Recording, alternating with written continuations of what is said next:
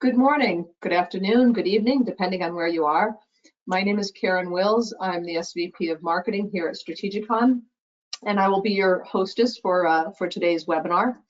Before we actually dive in, and we're going to make this really quick because we have a lot of information to cover, I just wanted to mention to you to stay tuned for some upcoming webinars that we have. One is going to be on October 17th, which is going to cover such things as our upcoming functionality for the generation of contracting documents, such as statement of work and change orders. You'll soon actually see a press release about these features and others that we're going to be releasing soon. But we know it's all going to be fun for people to be able to generate a statement of work a lot more easily than you can now. And November 9th, we're actually going to switch gears to talk about vendor performance management solutions and our solution called Vision. So these are two that are coming up shortly. Again, October 17th and November 9th. Please keep an eye out for them. We'd love to have you join us. We also have a new blog series that you can access through, if you go to the Strategicon website under resources, you'll see the blogs. And for your convenience, we've actually, don't forget to check out the handouts. You'll see Anka's presentation for this webinar there, as well as a couple of our blogs. We thought we'd make it easier for you. And lastly, well, almost lastly, for those new sponsors, don't forget to sign up for a free study budget. Our promotion for this study budget ends at the end of this week, or no, the end of next week. Sorry about that, September 30th. So, please take advantage of this. It'll give you a firsthand experience with the power of Clinical Maestro. And then lastly, don't forget to post your questions. If you have any questions coming up, there's a question tab in your panel for the webinar. Please post your questions in there and we'll be addressing them. I'll provide them to the speakers as we go forward.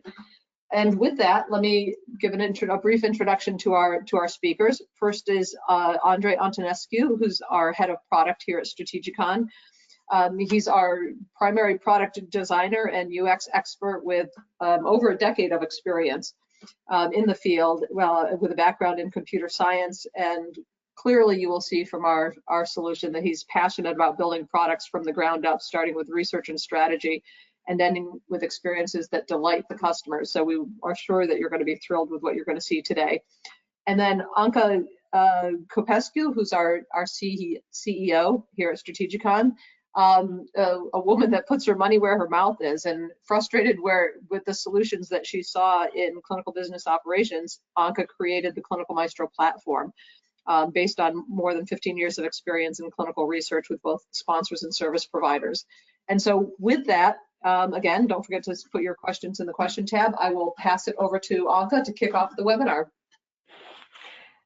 Thank you, Karen. I know we have a full virtual room, and I wish it weren't virtual because I could have made this more interactive than sitting in front of your computer and listening to us for the next hour. We do want to keep it to an hour. Welcome to the event. This is an advanced clinical trial costing webinar, and I say advanced because many of the features that we will discuss today are primarily used by mid to large pharma organizations that tend to be a more sophisticated process in place and more strategic partner relationships.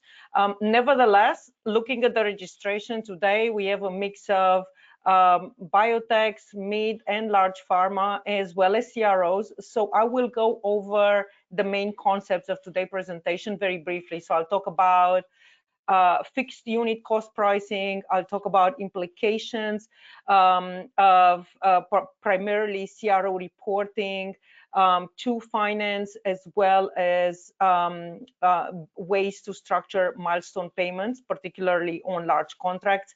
Then we'll go over a demo.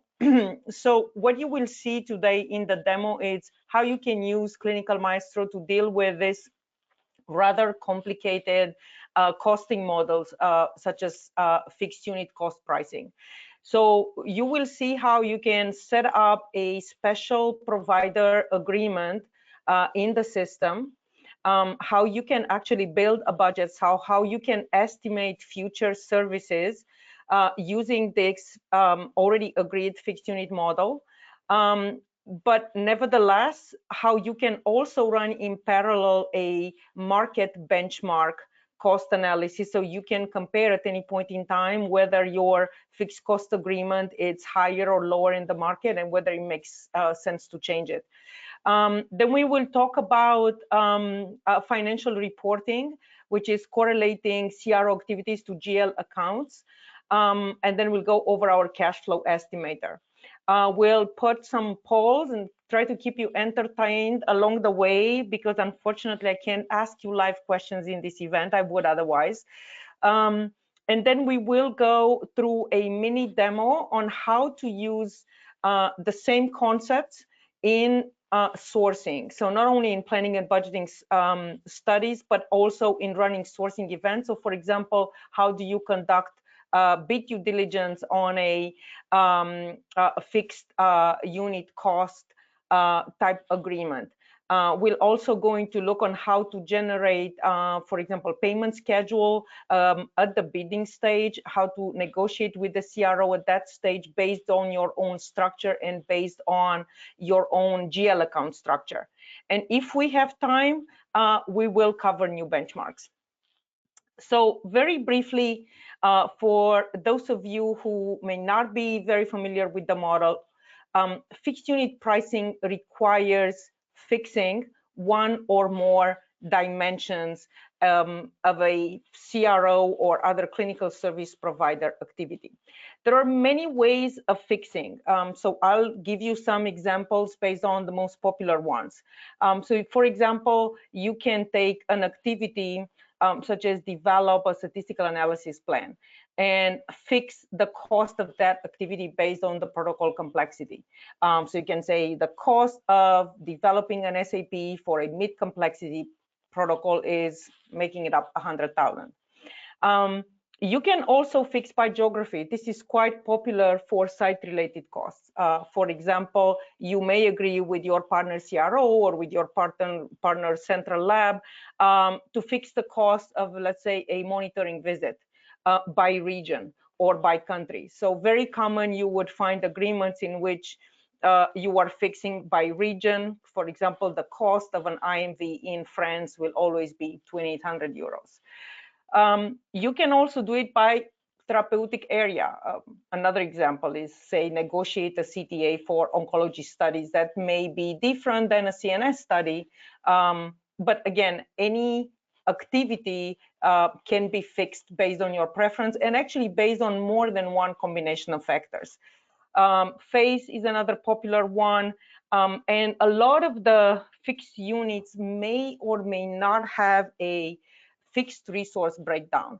So for example, if you take an IMV fixed by region, and you may also want to fix the resources that 80% of the work is done by a senior CRA located in the respective region. So that, of course, gives another layer of transparency, because you basically can have transparency on fixing the cost, because you know the effort, you know the resource allocated to that activity, and you also know the rate card. So it's a fully transparent costing model between typically CRO and mid to large pharma.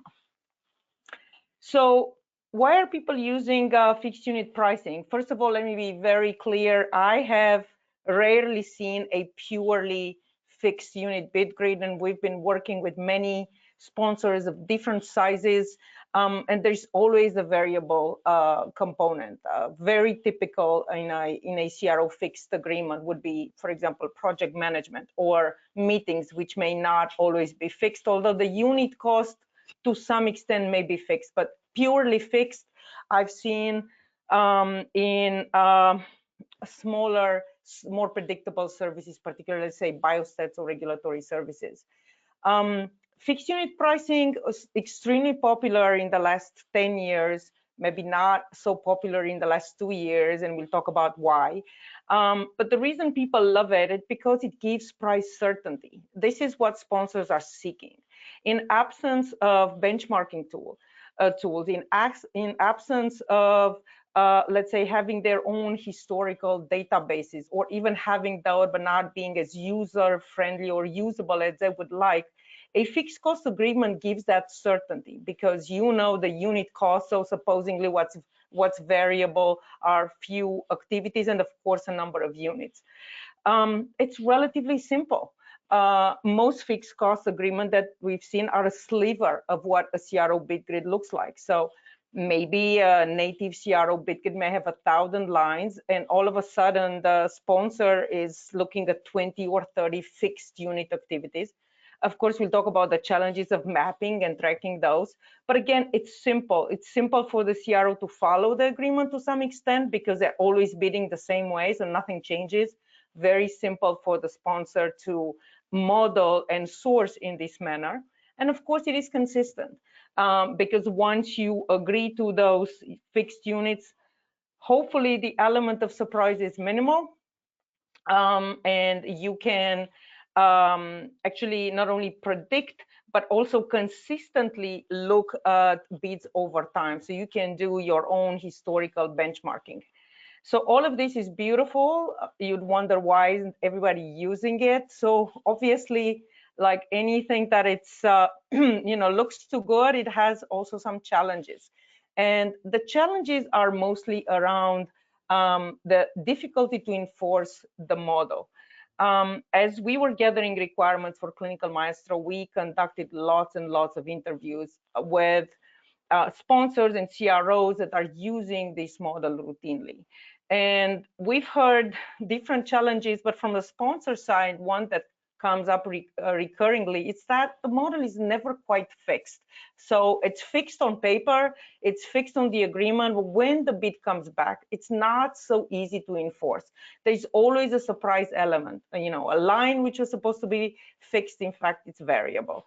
Or the resource mix that was agreed changed.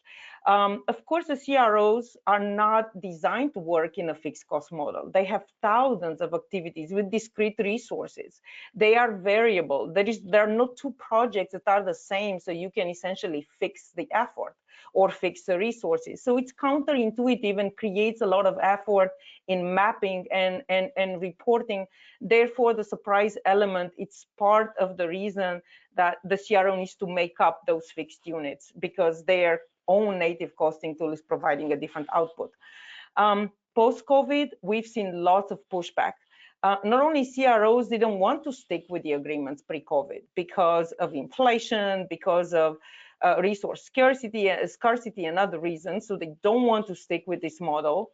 When the sponsor is pressing, let's renegotiate, they don't want to renegotiate for a long term. So you're not going to see 5-year agreements anymore. So maybe you see 6 months, 12 months agreement, or you maybe see an overreaction to the inflation baked in the unit price, and primarily has to do with the rate cards.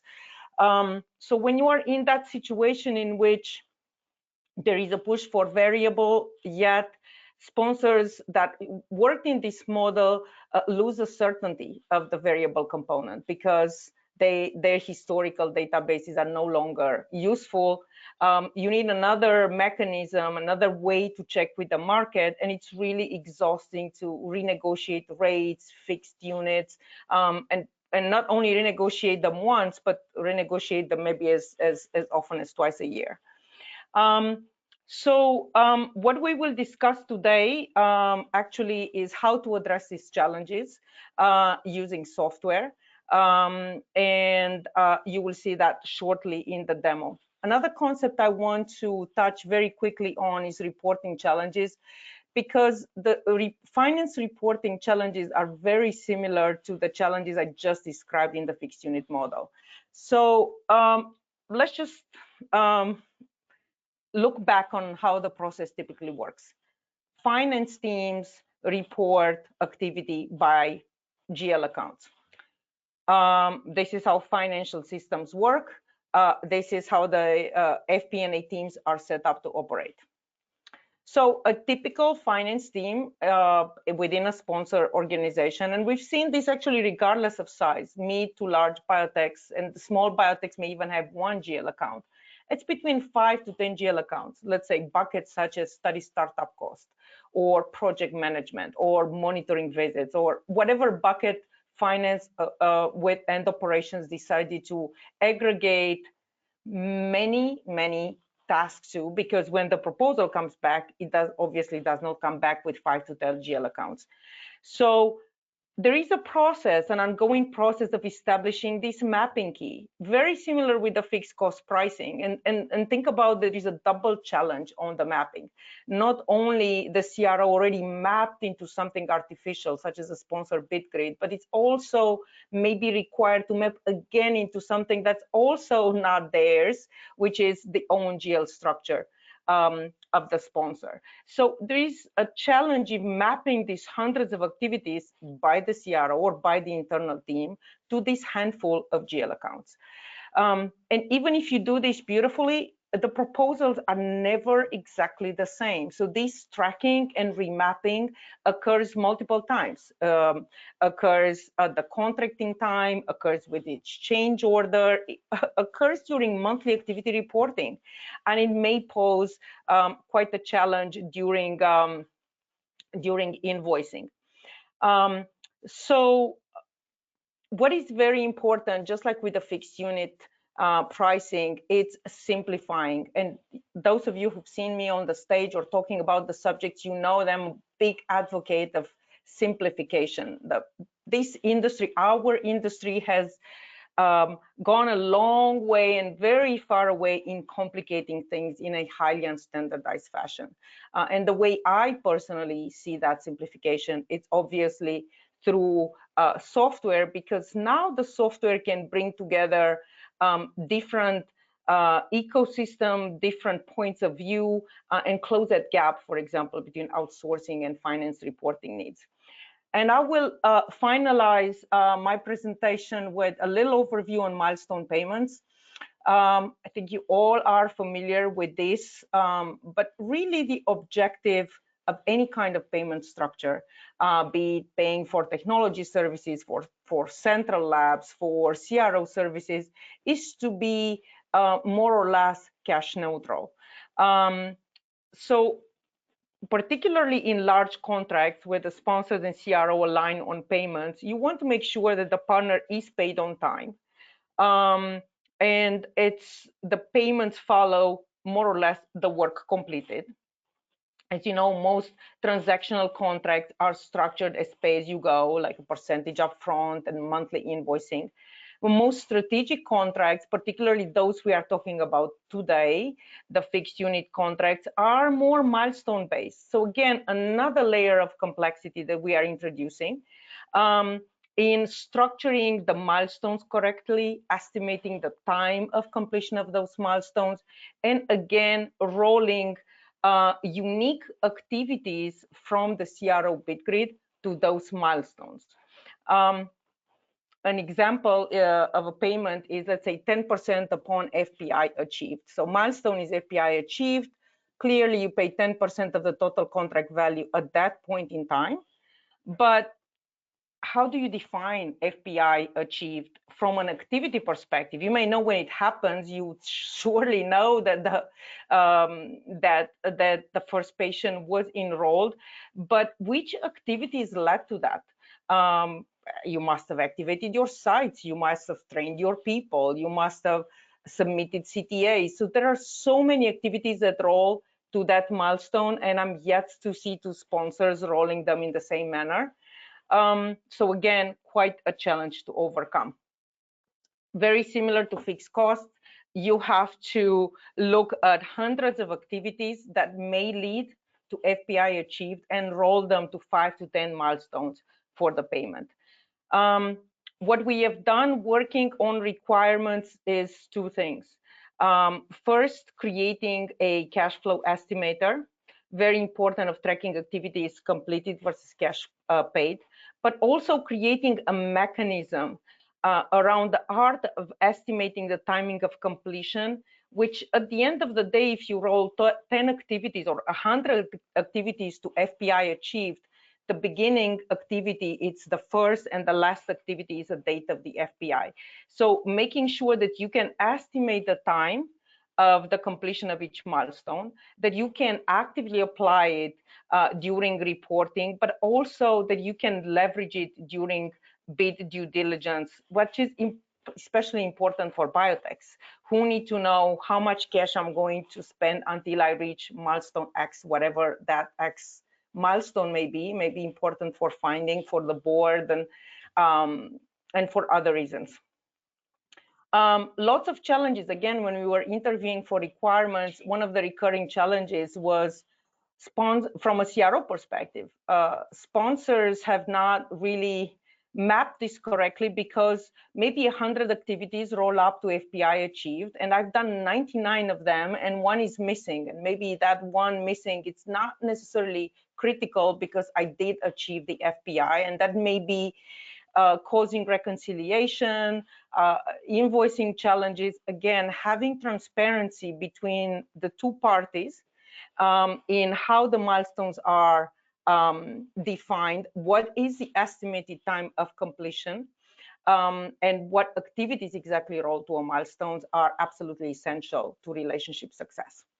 So this is, let's say, the theory part of this presentation. So what I would like to do is call on Karen to help us ask you some questions through our polling system, and then Andre is going to give you a demo on how we are trying to address these major challenges and complexities of clinical sourcing using software.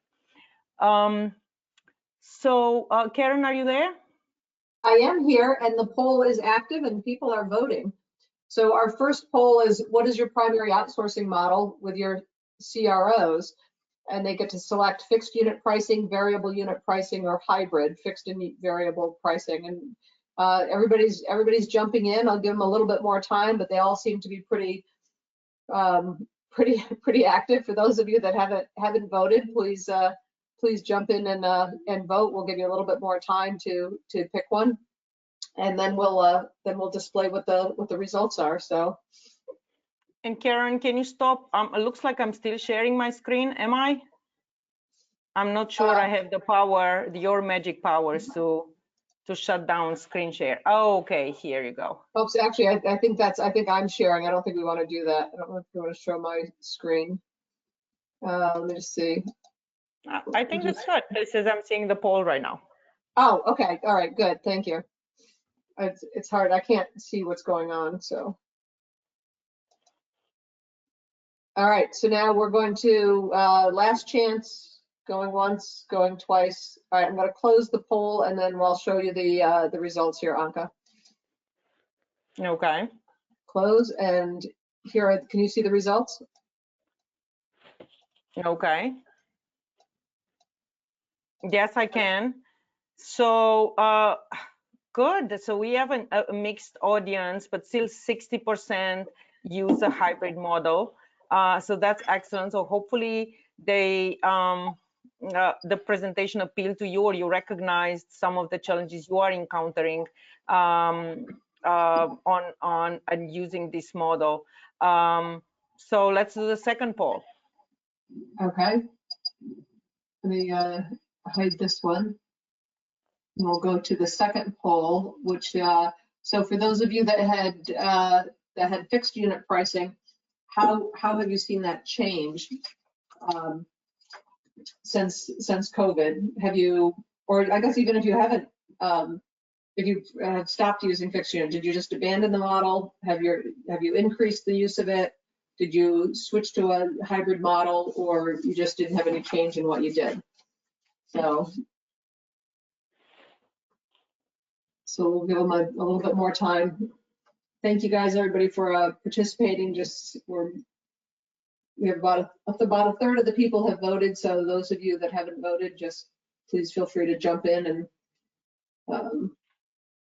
let us know what you think.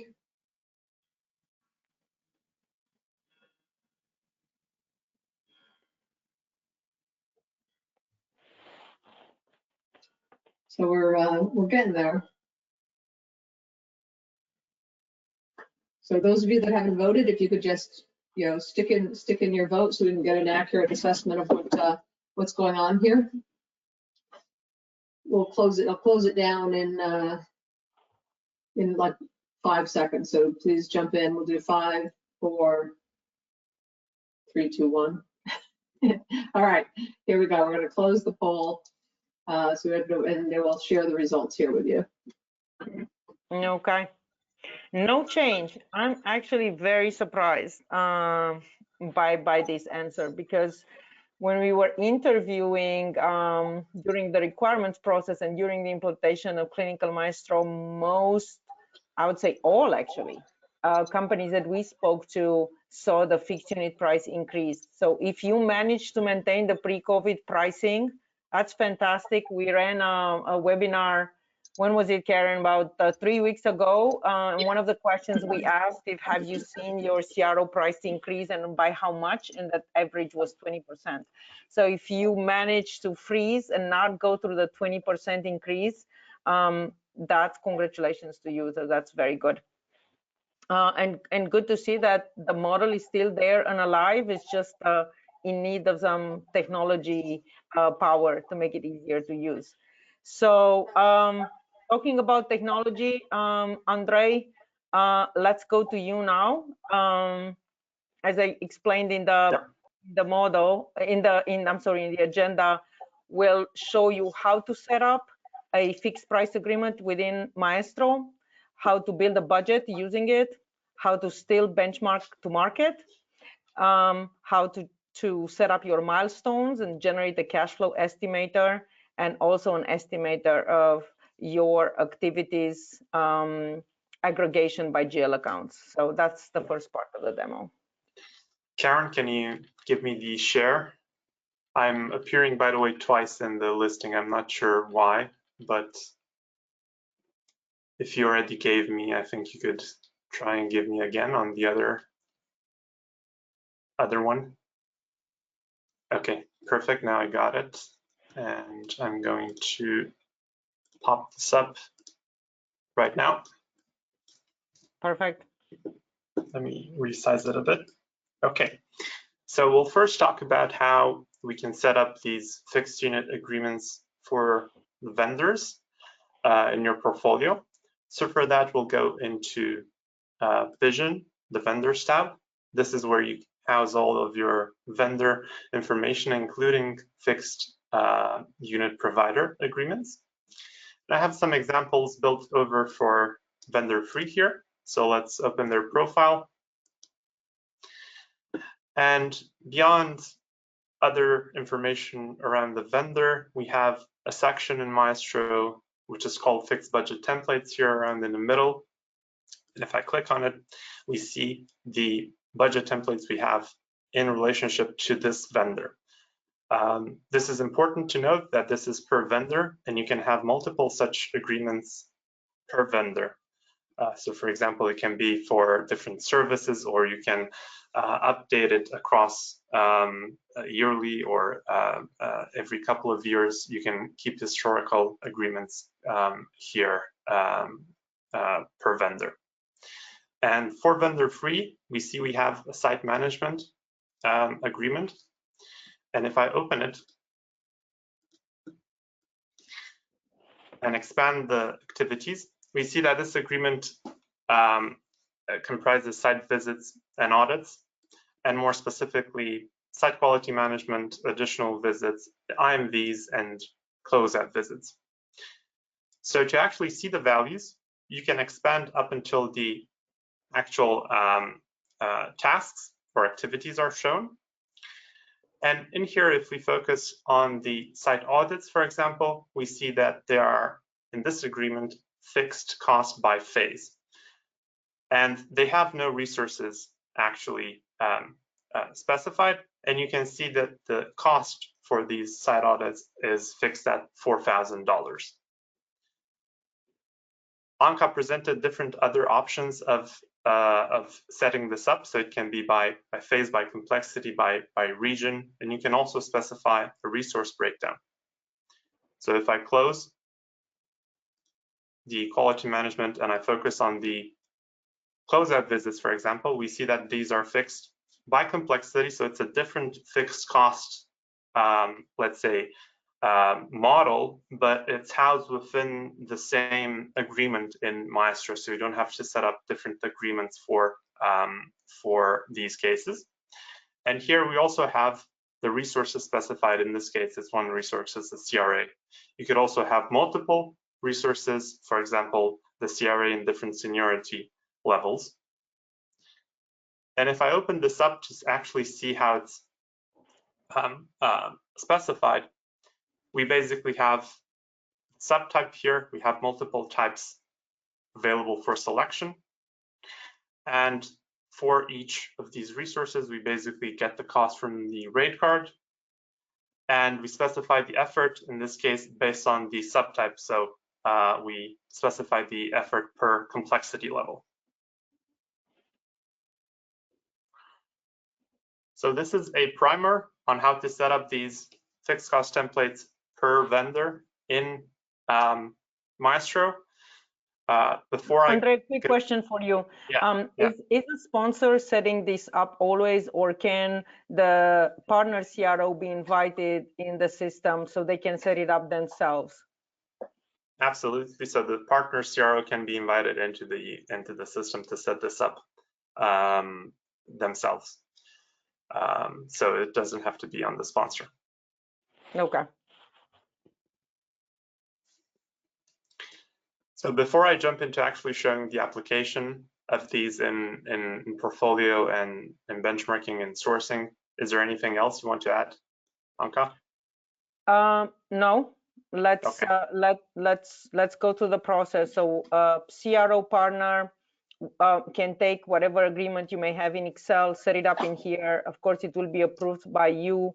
Actually, Andre, you showed this agreement was in draft version. So it can go through several drafts and QCs, and some point would be your active agreement. So now let's say this is your preferred vendor for site management, and you are in 2023 budget season, and you want to estimate on your upcoming study how much the site management would cost. So of course you may have variable units, but you want to be using this specific agreement to estimate the budget for next year or for another upcoming study. So let's do it.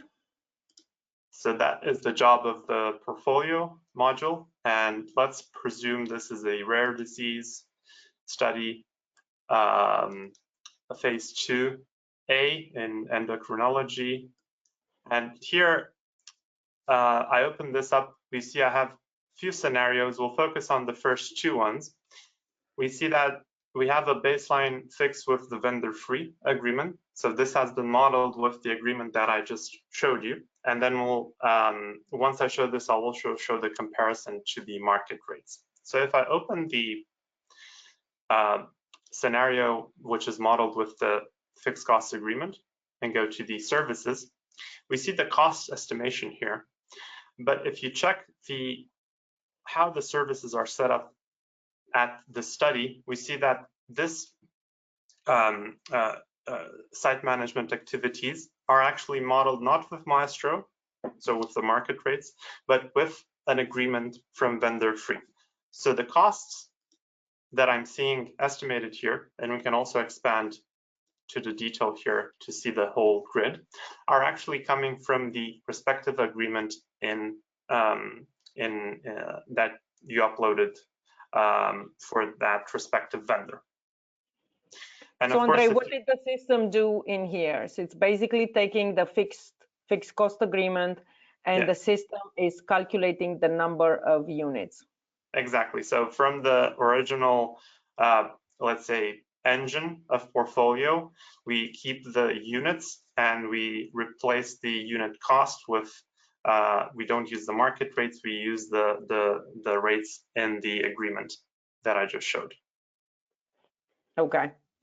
And once you have this set up, and of course, this is an example on just this category. If this would be integrated into a, let's say, full outsourcing study where you have multiple categories, you can have a mix of variable and fixed study models. as well. So And you could have a variable project management combined with a fixed agreement, for example, the site visits and audits. Yeah, exactly. But once you model a budget using a fixed cost agreement, you can set up a copy of that which is modeled with Maestro, so with the market rates, and then you can compare them in order to verify, for example, how does the agreement you have with that respective vendor hold up against the market rates estimated by Maestro. So the first scenario here, the baseline one, is the one estimated with the market rates using Maestro. So you can just select the two and hit compare at the bottom. And if I jump into the services, we actually see that on average, we have a 22% increase over the market rates for that respective agreement. So this may be a trigger, for example, to renegotiate your fixed budget agreement with the respective vendor. And you can also drill down to see which activities are causing the highest, let's say, different, in this case, is the additional visits. I think this is very useful, and we've seen it used now during the post-COVID renegotiations, especially as the CROs have taken a very conservative approach to fixing, as I was discussing before.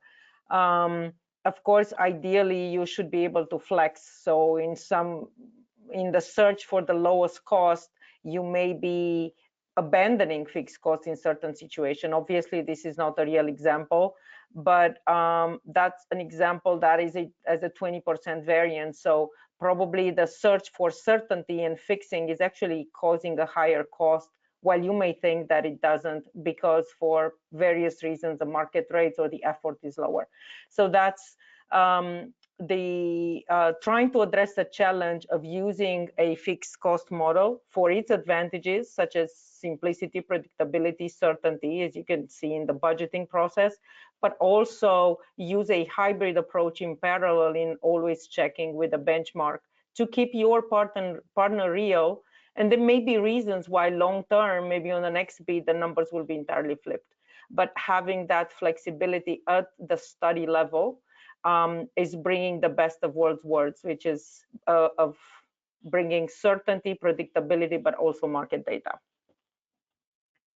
So how about I don't know if you want a deep dive then, given the time, into the maybe cost accounts and payment milestones, Andrei. Yeah, so we'll jump into the financial reporting. I'll go to a model here, which is has more services, so it's a full service build. And if we jump to the cost accounts, we see a breakdown of the budget by cost account. So how is this set up? You can set these up in the administration panel. It's completely self-service. The sponsor can set this up by themselves, and Maestro will automatically correlate the activities in the grid with the GL or cost accounts. And this can be exported further on to the financial department. You'll see this applied again also when you get proposals from the vendor, because we're still in sort of planning stages, but the concept is the same. You have your activities mapped to cost or GL accounts, and Maestro does the conversion, let's say, of the budget automatically. So in other words, if I'm an outsourcing person, I might not like to look at this tab, because unlike finance, I would not necessarily know what CL001 means. And actually, I remember from my own experience, it's exact opposite with finance people, that they would know these codes by heart. So I would look and conduct my budget analysis on the services tab, where essentially I have the breakdown of the budget in the structure that I'm familiar with.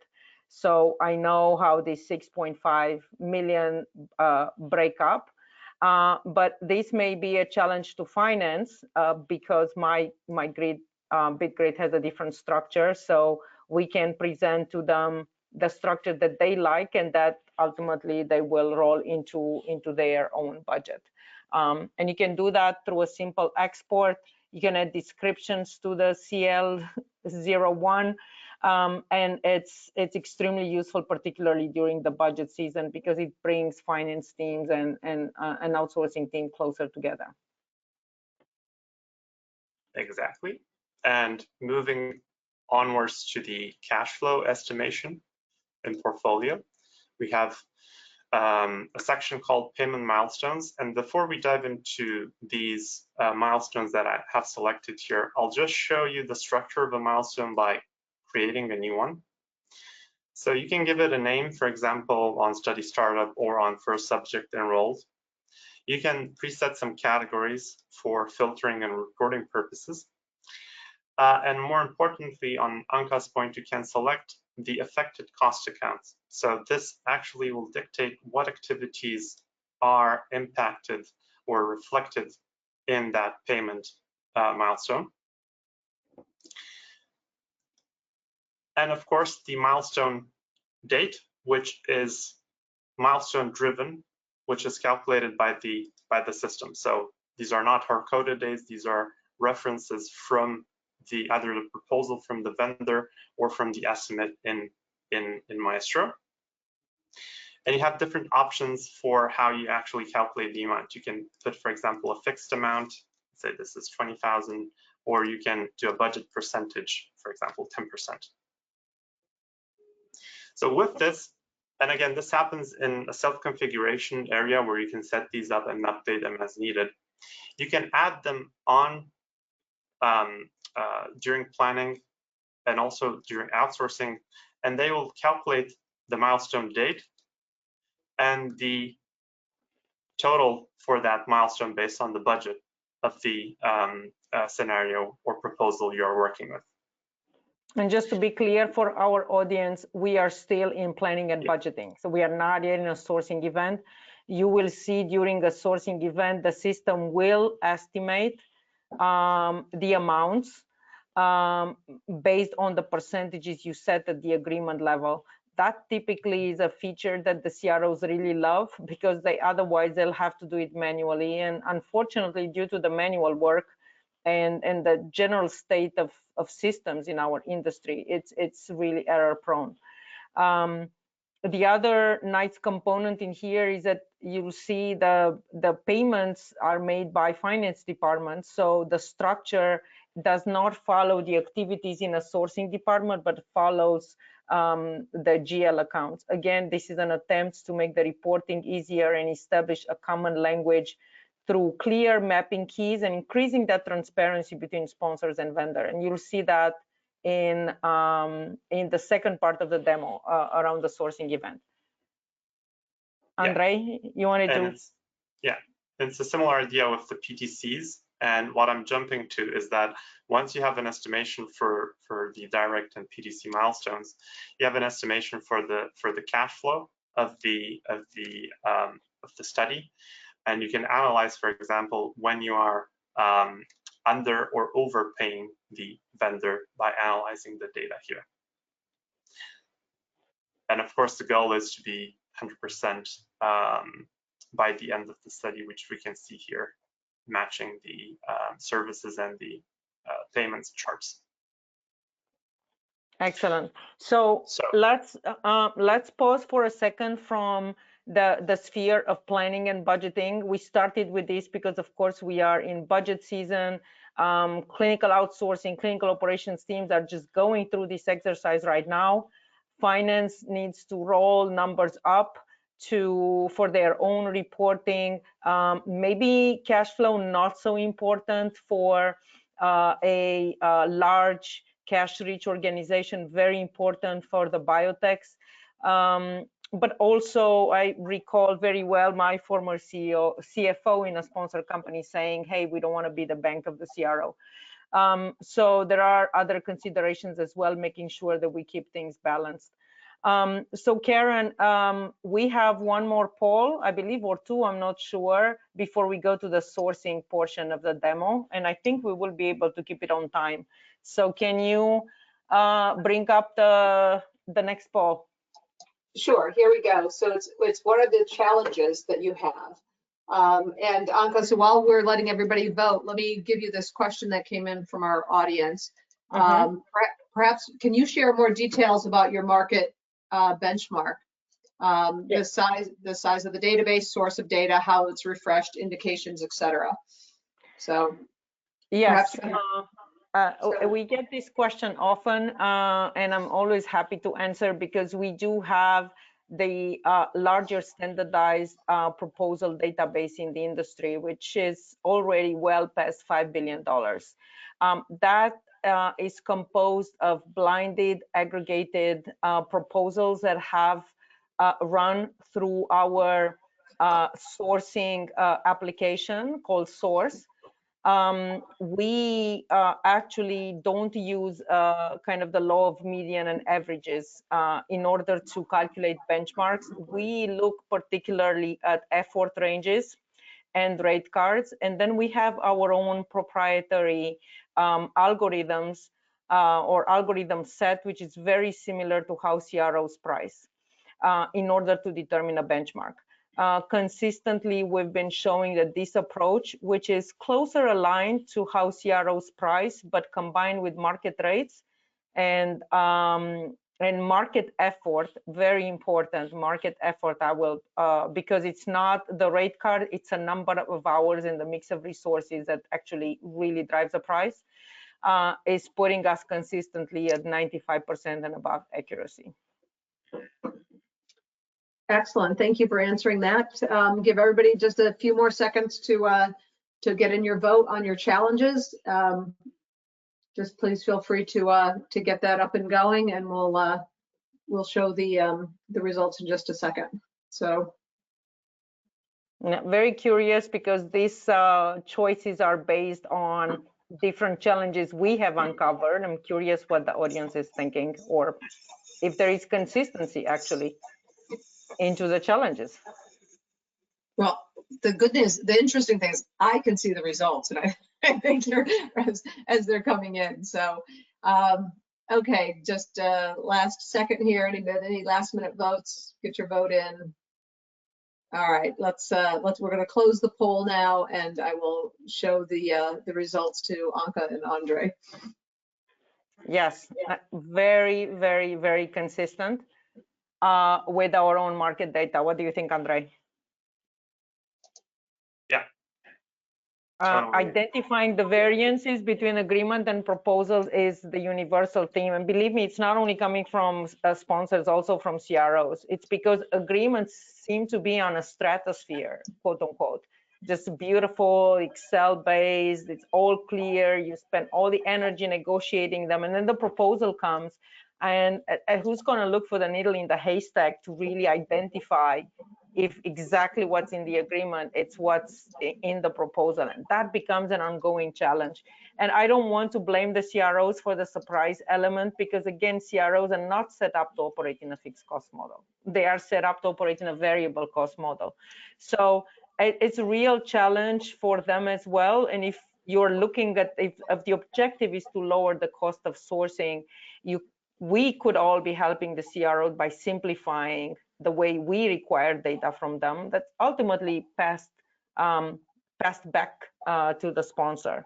The cost of preparation and the cost of errors as well. So not surprised at all. The making sure the agreed resources are maintained has been quite a challenge during COVID, because first of all, the definition of senior, mid-level, and junior seems to have changed quite a bit in the industry. And whatever was agreed to be a senior level 5 years ago, maybe it's what used to be a mid or junior level resource, but the rate is the same.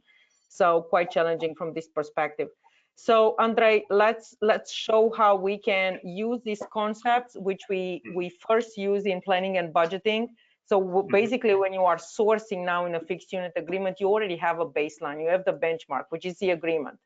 So now let's do an RFP and let's pretend we got the responses back and see how can we use that engine to close that challenge of making sure that what's in the agreement is in actually the proposal. Exactly. So I moved to source right now, and for those of you who have not seen source, this is your proposal management engine. Here's where you manage your RFPs, RFIs, and change orders. And I have this proposal here, which is if I open it, I see that it has 2 bids from vendor free. So this is the vendor which I showed the agreement for earlier. And if I open the proposal, again, just doing a high-level intro for people who have not seen this before, we have an overview of the options in which the proposal was built. So, for example, here the vendor was allowed to change assumption and was required to submit effort and cost, unit cost information for the activities.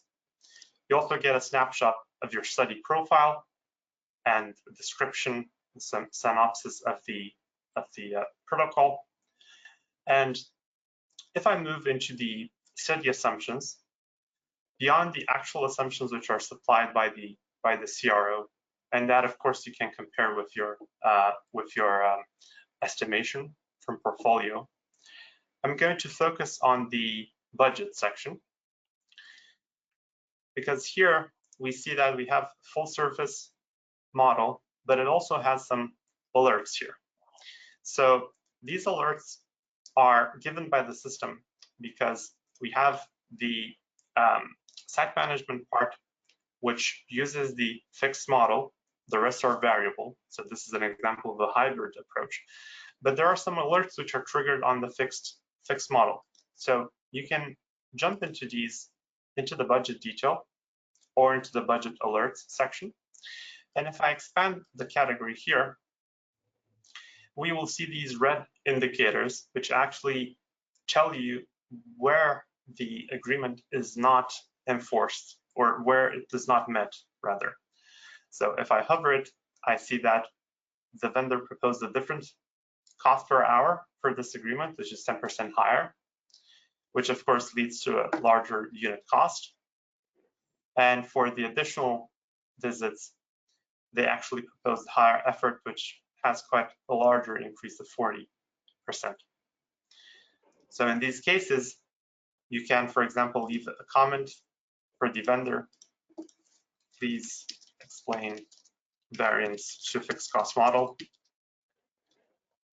and then return the proposal for additional communication and iteration for the vendor. So Andre, what happens actually at this point? So if I'm the CRO, I get an alert with the question from the sponsor.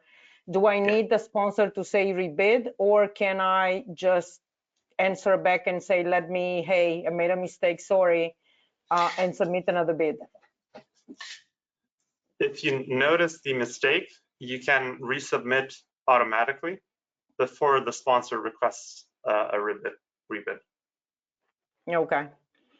Okay, well, I wish I had this when I was doing my own due diligence, and I actually love this feature. So if you see the smile on my face, it's because I absolutely love it. It's an efficiency factor for the sponsor team. It prevents going back to the agreement, and even if you have the agreement on 2 different screens, spotting the differences is very difficult. The CRO gets used to it and keeps them honest. And since most of you, 60% of you, are operating in this model, it's all about efficiency of due diligence. So that transparency between sponsor and CRO, it's really so important at this stage. And the alerts, again, keeps everyone honest, which I think it's really important. So how about the cost accounts now? What's happening on that end, Andre? Yeah, so on the cost account end, remember we have this budget which is submitted by the vendor, and in terms of cost account, since the sponsor is already mapped to a GL cost account structure, the vendor doesn't have to do anything. The budget is automatically, let's say, segmented by GL or cost account when they upload it. So in other words, they don't have to do any more manual mapping as the sponsor is requiring them for an appendix. It's they see the same aggregation as the sponsor does. in the Exactly. settings area. So essentially the system is taking that agreement, nobody's touching it, CRO can change it, and it's giving back to finance the structure of the proposal, which could be awarded and become the contract in the way that that finance would actually report on when the contract is completed. Exactly, and of course this is also exportable on the sponsor side. If this were to go to a contract, for example, the sponsor would have this already broken down for the finance department. Okay. Is there any negotiation going on for the payment milestones? There can be. So by default, the costs, payment milestones come as a proposal for the sponsor, and the CRO has multiple options. They can just agree on them, in which case the value of the milestone will be determined based on the budget they upload in the bid, or they can negotiate, propose different milestones or different amounts paid per milestone, and we can use this communication engine between the sponsor and the vendor, and of course the sponsor will see any variances in milestones proposed with comparing to the RFP. So there are options for negotiation as well. Okay. I think we have about a minute or 2 minutes left. I know we started about 2 minutes past the hour. I don't think we have time to talk about the upcoming benchmarks, but I will speak to it. So we have 7 new benchmarks being released. The way we release a benchmark, that also answering to the previous question, is through sourcing. So the more initially, when you introduce a new category, for example, medical imaging is a new category we are working on. Initially, we don't have benchmark data, but we set up the sourcing. So the more sponsors source initially without a benchmark, the more data we collect, and when we feel like we have sufficient data to release a benchmark, we do. So Andre, what are the upcoming benchmarks? We have IRT, ePro, eProA, IRB, IBC, patient and site board, and translations. I'm going to jump just a second here to make sure I'm not missing anything. Yeah, so these are the okay. So this patient reimbursement. This is how these are the new categories that you can add to the budget right now. If you are used to using these in pass-through cost, we don't consider service categories as pass-through cost. So if you say have the CRO provide the ePro, eCOA, they will have to still put the vendor data directly in the system, so you can benefit from the benchmark and from that transparency as well. So now I think perhaps we can stop the screen share and see, Karen, are there any more questions? Yes, that's going to be, so one question that came in is, how do you define a proposal value? I'm not sure I understand the question, but that's the question that came in. Okay, so if this when we look at the proposal, is coming from the CRO and or the vendor, and the RFP is coming from the sponsor. So when we do planning and budgeting in portfolio, we estimate a proposal because you are not yet in a bidding mode. So you would estimate what, let's say, the partner would provide to you. During a sourcing exercise, the sponsor just sends the RFP. In the case of fixed unit costs, you pretty much know how much that proposal should be, because it's a product of the fixed cost agreement and the variable units which come from the study assumptions.